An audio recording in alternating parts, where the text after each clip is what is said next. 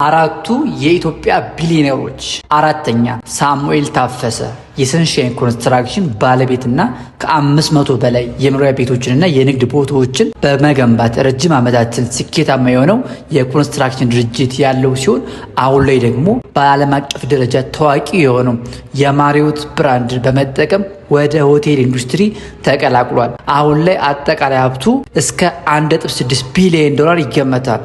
ሶስተኛ ጆ ማሞ የማሞ ካቻ ልጅ የሆነው ጆ ማሞ በአሜሪካ የ800 ዶላር ዋጋ ያለው የካፒቶል ፔትሮል ከፍተኛ የሼር ባለቤትና ከነዳጅ ውጭ ደግሞ ኤክስፖርትና ሪል ስቴት ላይ ብዙ ሀብት ያፈራ ትውልደ ኢትዮጵያዊ ነው። አጠቃላይ ሀብቱ እስከ 2.5 ሚሊዮን ዶላር ይገመታል። ሁለተኛ በላይነህ ክንዴ ይህ ባለሀብት ከፍተኛ የግብርና ምርቶችን በተለይም ሰሊጥና የቅባት እህሎችን ወደ ውጭ በመላክ ከ600 ሚሊዮን ዶላር በላይ ወደ ኢትዮጵያ ያስገባና ከግብርና ባለፈ በላይነህ ክንዴ ግሩፕን በማቋቋም በትራንስፖርት ኮንስትራክሽን እና ሆቴል እንዲሁም ማኒፋክቸሪንግ ላይ ብዙ ስራ እየሰራ የሚገኝ ትልቅ ባለሀብት ነው።